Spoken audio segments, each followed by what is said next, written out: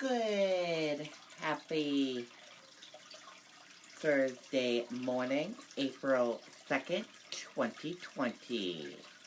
I'm Riley King, and welcome to this Thursday morning edition of the Riley King Newscast, right here on the Riley King Network. We have a lot of news to get to this Thursday morning, so let's begin. First up, let's take a look at your COVID-19 in New Hampshire, what you need to know.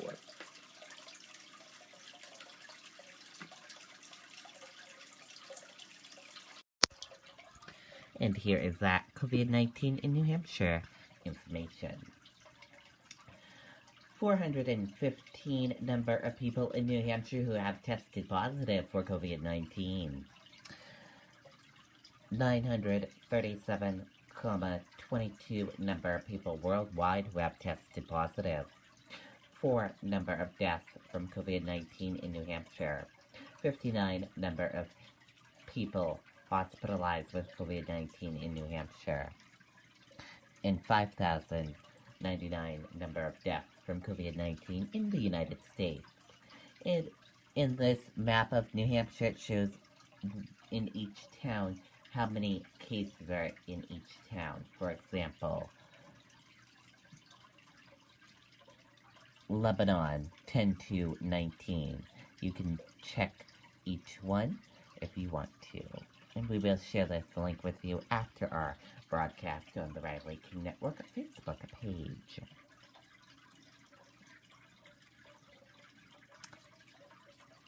New cases each day in New Hampshire. In the purple on this graph are the daily new positive COVID-19 cases. In the orange are new hospitalizations, and in the red are deaths. And the common symptoms are fever, cough, and difficult breathing, how it spreads, and prevention tips.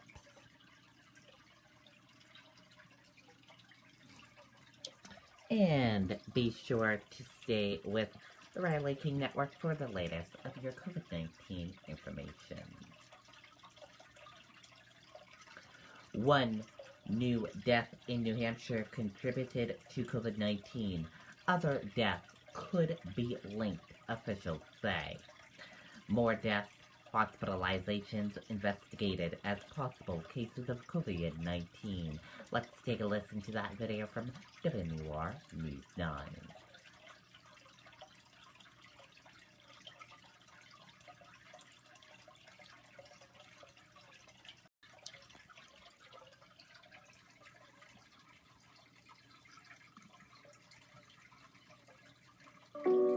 We have less than 100 dairy farms left in New Hampshire. Tell your grocer today to carry milk with New Hampshire's own logo. You can't get any more local than buying it from the farmer. Please help save our farms.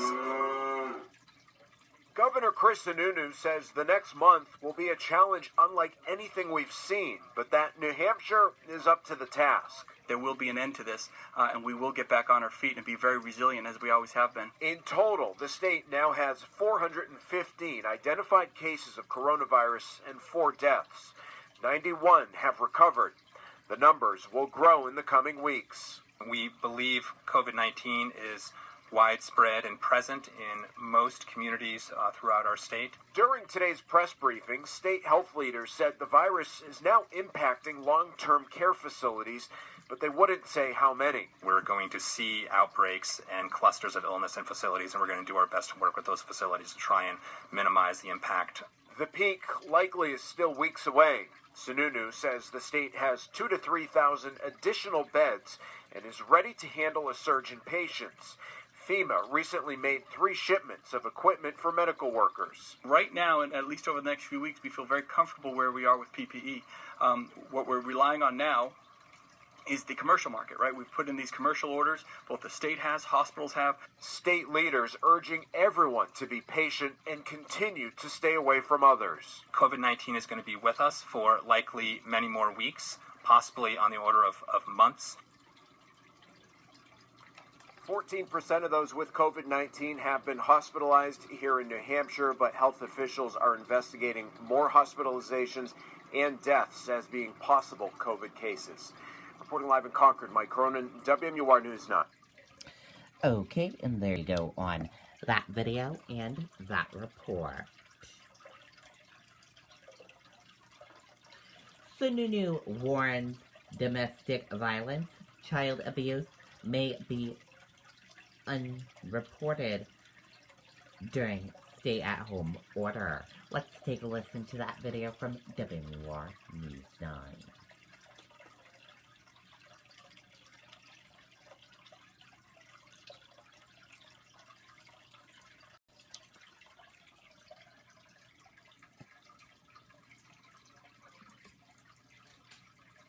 Join Girls Inc. of New Hampshire to inspire all girls to be strong, smart, and bold. You can take part in our Girls Inc. 2020 initiative.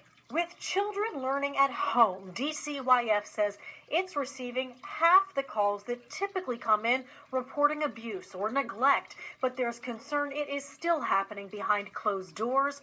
Today, Governor Sununu issued 2 emergency orders to help victims of abuse. These horrific acts are still occurring, and we must raise awareness to do everything we can to eliminate them.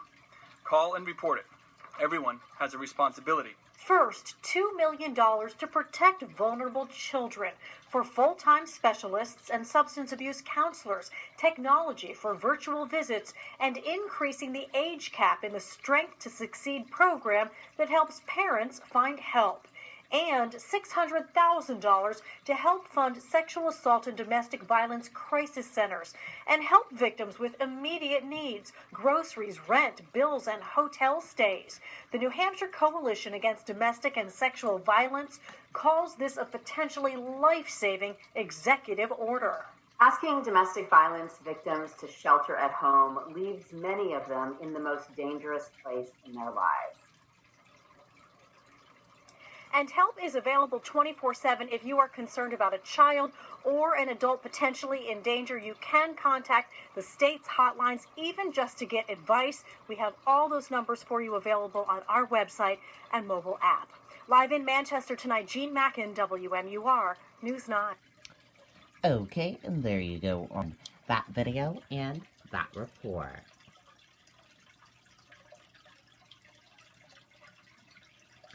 Hospitals discuss preparation for surge expected in about 3 weeks. Let's take a listen to that video from WMUR News 9.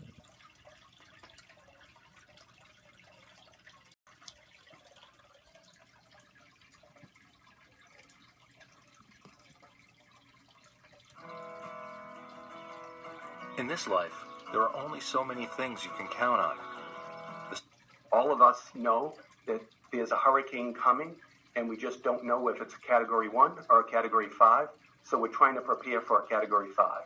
It's the calm before the storm. Catholic Medical Center and Elliott Health System CEOs describing preparations for a surge in COVID-19 cases expected in about 3 weeks. They view this as a war, COVID-19 the enemy, stopping elective surgeries and procedures and eliminating outpatient visits to prep the battlefield. We're trying to create more beds, and we're trying to find more ventilators, and that's what we've been doing for the last 2 weeks. Trying to procure personal protective equipment for those on the front lines. The community helping, but do they have enough? While we're in an okay place right now, I think it's a dynamic situation, and we're very hopeful that the supply lines mature, we get reconstituted, and that wherever help we can get from these stockpiles at various agencies, we receive them. What haven't changed are emergency oncology and maternity services, where they're navigating an unexpected phenomenon. We've actually had women travel from New York looking to deliver here, really from downtown Metro New York, which was a bit of a surprise for us. They now require everyone that comes into their hospitals, including employees, wear masks. Models suggest preparation is helping. Very hopeful statistics that suggest that all the surge planning we've done and the capacity we've brought to bear, which I have to remind you is it's a Herculean task to change our operations like this and be ready for this. If our fingers are crossed, we might need all of that, but not need more than that. In Manchester, Jennifer Crompton, WMUR News 9. Okay, and there you go on that video and that report.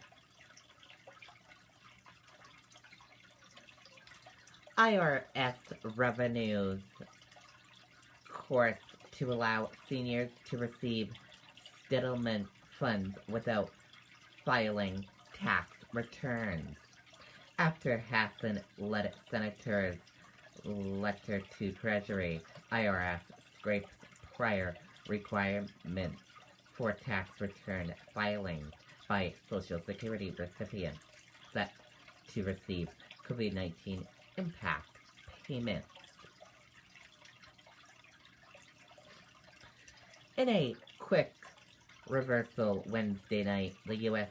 Treasury Department responded to a letter by Senator Maggie Hassan and 40 other senators by scrapping a requirement that millions of Social Security recipients must file tax returns in order to receive economic impact payments from the coronavirus response stimulus package.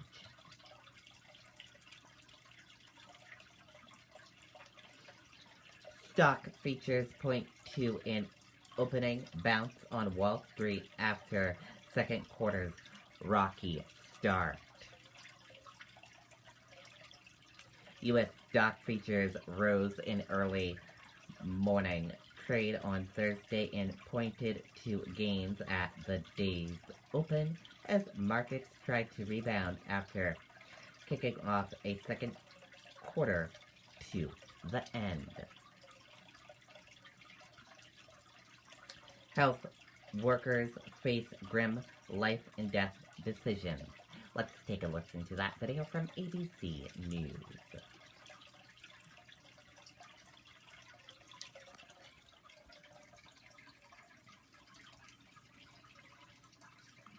Stay on the need for ventilators tonight. Doctors who fear they will have to make choices. And tonight, Americans with pre-existing conditions, compromised immune systems, they have real concerns.